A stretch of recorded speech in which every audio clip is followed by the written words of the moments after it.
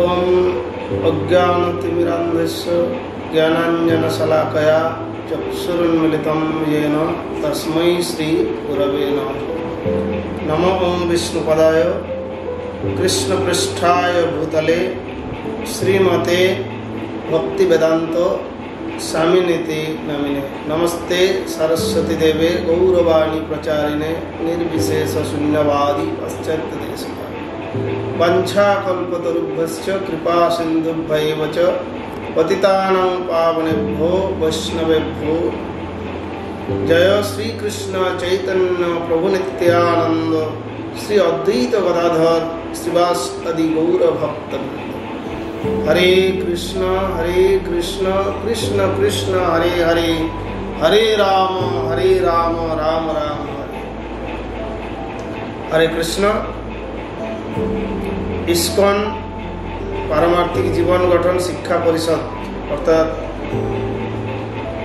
Spiritual academy for formation and education एर पक्ष থেকে জাগ্রত ছাত্র সমাজের সমস্ত ছাত্রদেরকে আমরা জানাই আন্তরিক শুভেচ্ছা অভিনন্দন।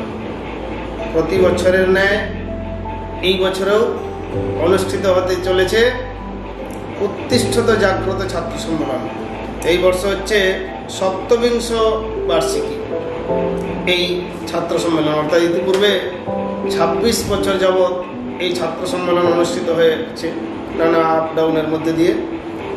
তো আমাদের এই প্রচার বিভাগের নির্দেশক শ্রী শ্রীমদ ভক্তিপুরুষোত্তম স্বামী মহারাজ সবাইকে আমন্ত্রণ জানিয়েছেন। শ্রী শ্রী রাধা মাধব পঞ্চতত্ত্ব ভগবান নৃসিংহদেব সকলের প্রতি কৃপা আশীর্বাদ বর্ষণ করুন। শ্রীল প্রভুপাদের জয় হোক। ইস্কন সেফ আয়োজিত ২৭তম ছাত্র সম্মেলন ২০২৪-এ সকলকে সাদর আমন্ত্রণ। এই অনুষ্ঠানে ইস্কন সন্ন্যাসী বৃন্দ ছাড়াও বিশিষ্ট শিক্ষাবিদগণ উপস্থিত থাকবেন। এই অনুষ্ঠানটি ছাত্র জীবনে নৈতিক শিক্ষা, চরিত্র গঠন, আধ্যাত্মিক চেতনার বিকাশ সাধনে সহায়ক হবে।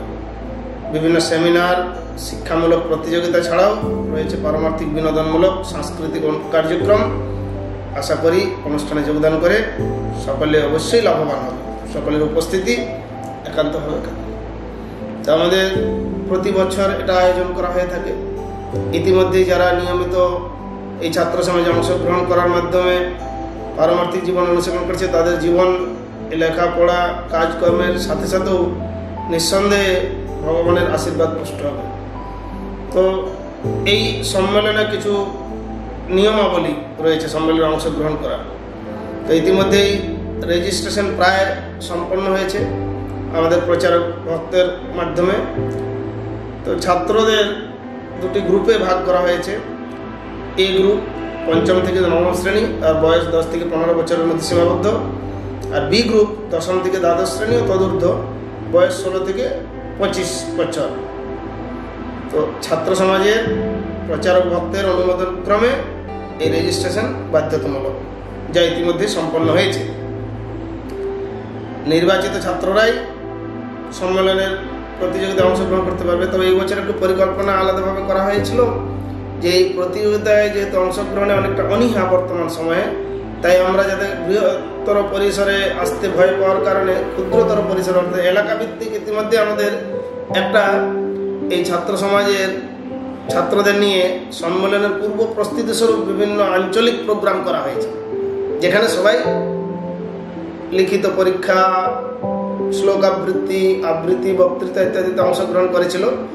তার মধ্যে থেকে নির্বাচিত সদস্যরা এখানে তারা তাদের সেই বিষয়গুলো উপস্থাপন করবেন সর্বসমক্ষে। তো এখানে আসার বিশেষ করে গুরুত্বপূর্ণ কথা হচ্ছে যে আমরা অনুরোধ করব এই সম্মেলনে অংশগ্রহণকারী ছাত্ররা সকলেই আগামী ২৭শে মে সকাল ১০টার মধ্যে শ্রীধাম মায়াপুরে পৌঁছানোর চেষ্টা করেন, পৌঁছাতেই হবে, তাহলে ভালোভাবে প্রোগ্রামে অংশগ্রহণ করা যাবে। আর সম্মেলনে অংশগ্রহণকারী ছাত্ররা কোনো প্রকার নেশা, ধূমপান, চা ইত্যাদি যদি কোনো নতুন ছাত্র এসে থাকে, পুরোনো তো ইতিমধ্যে জানে আমিষার অবৈধ কাজ বা অবৈধ মেলামেশা এগুলো করতে পারবে না। 3 দিনব্যাপী অনুষ্ঠান চলাকালীন অংশগ্রহণকারীদের অনুষ্ঠান সূচি নির্ধারিত সময়গুলিতে যোগদান করাটা বাধ্যতামূলক। আর ওই সময় আমাদের কর্তৃপক্ষের অনুমতি ব্যতীত মন্দির এলাকার বাইরে যাওয়াটাও নিষেধ করা হয়েছে। ছাত্ররা তাদের নিত্য প্রয়োজনীয় দ্রব্য যেরকম হালকা চাদর মশার নিয়ে আসতে পারে। সর্বক্ষেত্রে কর্তৃপক্ষের সিদ্ধান্তটাকেই চূড়ান্ত বলে মেনে নিতে হবে। আর এই নিয়ম এবং আশ্রমের শৃঙ্খলা কোনোভাবে লঙ্ঘন করা যাবে না। এখানে সিকিউরিটি বা প্রশাসনিক ব্যবস্থা আছে, তারা কিছু করলে তখন আমাদের কিছু বলার থাকবে না। যতক্ষণ পর্যন্ত অন্যান্য সুবিধা অসুবিধা আমরা সাহায্য করবো, কিন্তু এই নিয়মগুলো মেনে চলতে হবে অবশ্যই। তো তাই আমরা আশা করব এই 3 দিনব্যাপী শ্রীধাম মায়াপুর অনুষ্ঠিত উত্তিষ্ঠতে জাগ্রত ছাত্র সম্মেলনে অংশগ্রহণ করে সকলে অবশ্যই লাভবান হবে। কারণ এই 3 দিনে দেশ বিদেশের ভক্তদের সঙ্গে সাধু সঙ্গের একটা অপূর্ব সুযোগ। আর সর্বোপরি কলিযুগের যুগধর্ম নাম সংকীর্তনে অংশগ্রহণ করা একটা বড় সৌভাগ্যের ব্যাপার। আর এই 2 বা 3 রাত্রিব্যাপী শ্রীধাম মায়াপুরে বাস করা হবে। আর এখানে মায়াপুর চন্দ্রোদয় মন্দিরের যে শ্রী মায়াপুর চন্দ্র তথা রাধা মাধব অষ্টসখী পঞ্চতত্ত্ব ভগবান নৃসিংহদেব, তাদের যে দর্শন, তাদের নিকট প্রার্থনা, মঙ্গল আরতিতে অংশগ্রহণ, এসবের মাধ্যমে বিশেষ কৃপা আশীর্বাদ লাভ হবে। আর সর্বোপরি আমাদের পারমার্থিক জীবনে একটা রিচার্জ হবে, যার ফলে আমাদের চেতনাকে জাগ্রত করতে পারবো, ভগবানের সঙ্গে নিত্য সম্বন্ধের বিকাশ হবে। তো এই সুযোগ নেওয়ার মাধ্যমে আমরা জাগতিক পারমার্থিক উভয় ক্ষেত্রেই সফল হতে পারি। তো এই জন্য সমস্ত ছাত্রদেরকে এই নিয়ম মেনে সময় মতো এখানে উপস্থিত হয়ে এই অনুষ্ঠানে অংশগ্রহণ করতে হবে এবং এখানে কিছু ভলেন্টিয়ারলি অর্থাৎ স্বেচ্ছাসেবক হিসাবে কিছু সেবায় অংশগ্রহণ করতে হবে। সেই সেবার মাধ্যমে তারা সুন্দরভাবে নিজেদের জীবনকে সফল করে তুলবেন। এই আশা নিয়ে সকলকে পুনরায় সাদর আমন্ত্রণ জানিয়ে আমি এই সংক্ষিপ্ত কিছু ইনফরমেশন দিলাম। আর এই প্রত্যেককেই ৭৫ বার্ষিক উত্তিষ্ঠতে জাগ্রত সম্মেলনের যে বুকলেট এটা দেওয়া হয়েছে, এখানে এই নিয়মাবলী আরও লেখা আছে। পুরনো ছাত্ররা জুনিয়রদেরকে অবশ্যই সাহায্য করবেন এটাকে অনুসরণ করার জন্য। হরে কৃষ্ণ কৃষ্ণ কৃষ্ণ হরে হরে, হরে রাম রাম রাম হরে।